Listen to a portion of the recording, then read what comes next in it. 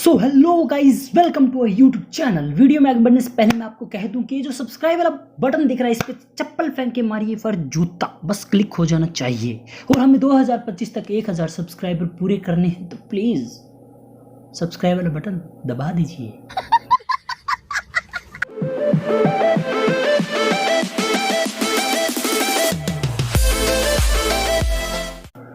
तो आज जो हम करने जा रहे हैं वाइल्ड स्वान सेट कूल जो पोएम उसके क्वेश्चन एंड आंसर। तो सबसे पहले क्वेश्चन है, how do the trees in their autumn beauty, dry woodland path, October twilight, still sky connect to the poet's own life. ये जो भारी भरकम शब्द हैं ये खुद में खुद हमारे जो पोइट हैं उनकी लाइफ से कैसे कनेक्ट कर पाते हैं।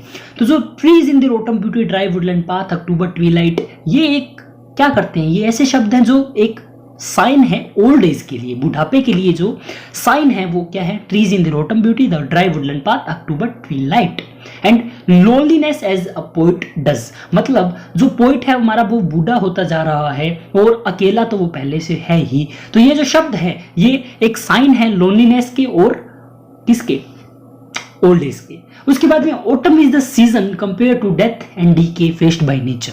जो ऑटम सीजन होता है वो क्या किससे कंपेयर करते हैं, वो एक सीजन है उसमें किसकी डेथ मानी जाती है, हमारा जो नेचर है वो खत्म हो जाता है, हमारे नेचर की डेथ मानी जाती है। क्योंकि जितने भी ट्रीज होते हैं उनके जो पत्ते होते हैं वो गिर जाते हैं, हमारे पेड़ हैं वो बिल्कुल रूखे सूखे लगने लग जाते हैं। तो कह सकते हैं कि जो ऑटम सीजन होता है उसको हमें डेथ या डीके मान सकते हैं हमारे नेचर के द्वारा। ठीक है, हमारे नेचर की डेथ या हमारे नेचर का खत्म होना ही क्या है, ऑटम सीजन।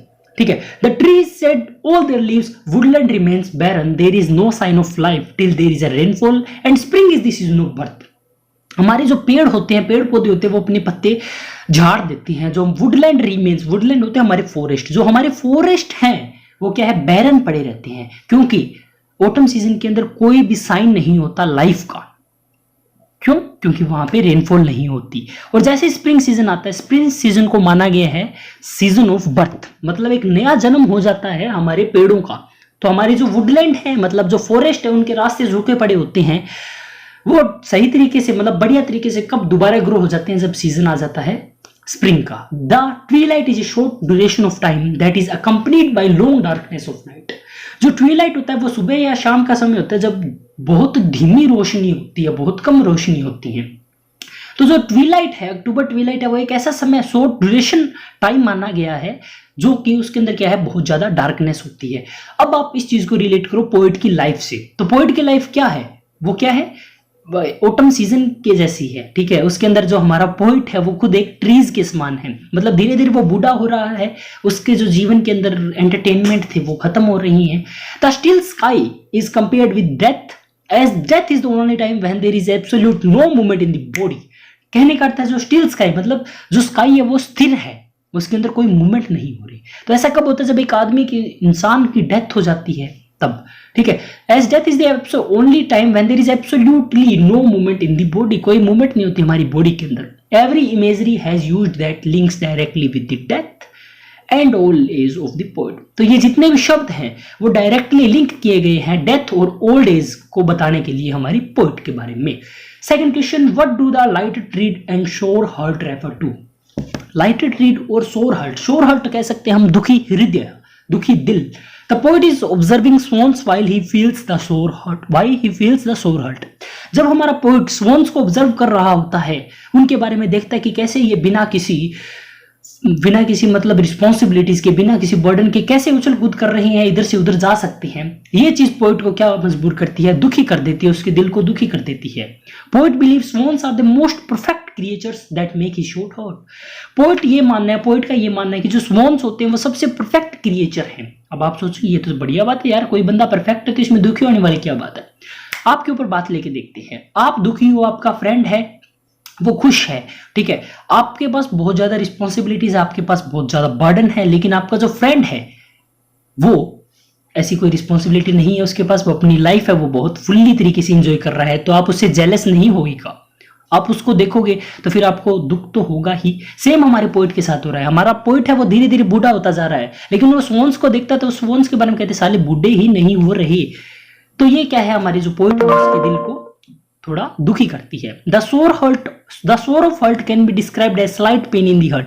सोर ऑफ हर्ट का अर्थ है वो एक मतलब थोड़ा सा दर्द हमारे दिल के अंदर होना ही सोर ऑफ हर्ट कहलाता है। When he sees swans moving around freely and carefree while he is tied to responsibilities and has a lot to worry about. जब वो स्वॉन्स को देखता है कि स्वॉन्स है वो फ्रीली इधर उधर घूम सकते हैं, केयर फ्री, उन्हें किसी भी चीज की जरूरत नहीं है, लेकिन हमारे पोइट हैं वो बहुत सी रिस्पॉन्सिबिलिटीज हैं उनसे बंधे हुए हैं और बहुत सी चीजों के बारे में उन्हें सोचना पड़ता है। ठीक है, तो ये सब चीजें हैं, ये हमारे पोइट को दुखी करती हैं कि साले हमारे पास ऐसा मतलब क्या नहीं है जो उन स्वॉन्स के पास है जो वो इजीली इतने फ्रीली घूम रहे हैं। The lighted treat is symbolic of times when he walked freely 19 autumns ago। 19 autumn ago मतलब 19 साल हो गए हैं, 19 साल पहले की बात कर रहा है वो कि 19 साल पहले मैं कैसे यार फ्रीली घूमा करता था, मेरे पास इतना बर्डन नहीं था। ठीक है, मेरे पास कुछ ना कुछ फ्रीडम थी, इतनी ज्यादा रिस्पॉन्सिबिलिटीज नहीं थी। He thinks about the better bygone days when he was not so burdened and walked freely like swans। वो उस समय को याद करता है तो वो उसके अंदर थोड़ी क्या है खुशी का माहौल पैदा करती है, तो उसे लाइटर ट्रीट बोला गया है। ठीक है, लाइट ट्रीट या लाइटर ट्रीट बोला गया है।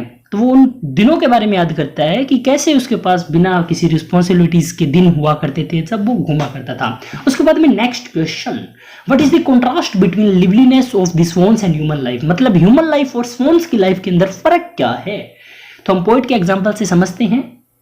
Poet is an old man now. Poet एक बूढ़ा व्यक्ति बन चुका है अब, and he envies how swans are still active young. और वह सोचता है कि यार स्वॉन्स अभी भी एक्टिव हैं, यंग है।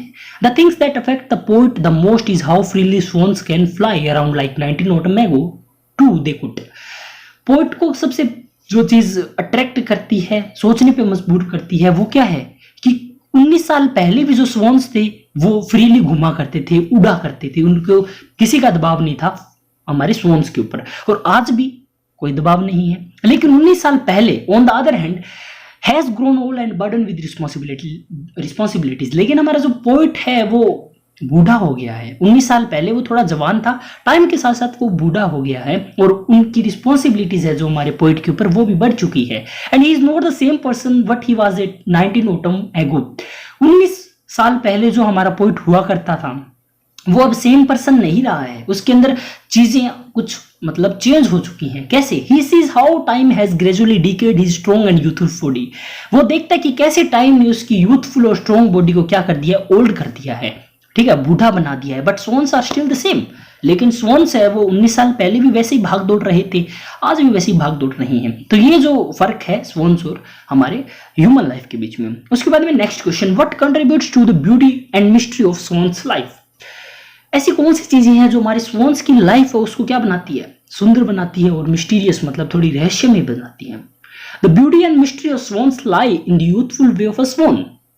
तो जो सबसे महत्वपूर्ण चीज है जो हमारी स्वॉन्स की लाइफ को क्या बनाती है, ब्यूटी और मिस्टीरियस बनाती है, वो है उनके जीने का तरीका, youthful way of a sworn. हमारा जो स्वॉन है उनके जीने का तरीका एक जैसे यंग इंसान नहीं जीता बिना किसी रिस्पॉन्सिबिलिटीज के, बिना किसी टेंशन के इधर से उधर भागता रहता है, वैसे ही हमारे यहाँ पे स्वॉन्स हैं। The years have passed and nothing has changed for the swans। जो हमारे साल हैं वो बीतते जा रहे हैं लेकिन स्वॉन्स के अंदर कोई भी चेंज देखने को नहीं मिल रहा। Poet feels sad to see them while his body refuses to feel lively again as it once used to। Poet जब उनको देखता है तो वो खुद दुखी हो जाता है कि यार क्या बात था, 19 साल पहले भी स्वॉन्स ऐसे ही भागा दौड़ा करते थे, अब भी। तो हमारे पोइम के अंदर एक लाइन आई थी कि जो हमारे स्वॉन्स है उनका दिल कभी भी बूढ़ा नहीं होता, ठीक है। इधर देखें तो हमारा जो पोइट है वो उस सेम तरीके से नहीं जी पा रहा जैसे वो पहले 19 साल पहले जिया करता था या जो पहले अपने यूथ टाइम के अंदर वो जिया करता था। On the other hand swans have not aged और are not under pressure of life. इधर देखें तो हमारे जो स्वॉन्स है वो बूढ़े नहीं हुए हैं और उनका ऐसा कोई प्रेशर नहीं है लाइफ का, ठीक है। And on the contrary they look more happy and youthful as ever. और वो जब भी हम स्वॉन्स को देखते हैं वो ज्यादा खुश लगते हैं, हमें ज्यादा यूथफुल लगते हैं जब भी हम उनको देखते हैं। Poet believes it seems as if swans know the real meaning of life. तो पोइट का मानना ये है कि जो स्वॉन्स है उनको पता है कि जो जिंदगी जीने का रियल मीनिंग है वो क्या है। वो किसको पता है? वो स्वॉन्स को पता है। ऐसा किसका मानना है? हमारे पोइट का। While humans have to live and are constantly under pressure। अब जैसे कि आप ये वीडियो देख रहे हो, एग्जाम का डर है सर, ठीक है, तो इंसान है वो हमेशा प्रेशर के अंदर जीता है। सिंपल सी बात है, इंसान प्रेशर के अंदर जीतता है। स्वॉन्स है वो क्या है, फ्रीली घूमते रहते हैं। तो ये थोड़ा फर्क है, हमारी लाइफ इतनी ब्यूटी और मिस्टीरियस नहीं है जितनी की स्वॉन्स की है। उसके बाद लास्ट क्वेश्चन है, notice the rhyme scheme in the poem, do you notice a constant pattern, consistent pattern? We use a new letter for every new sound at the end of lines. The rhyme scheme for the first stanza is given alongside the lines. Do it for the rest of the poem.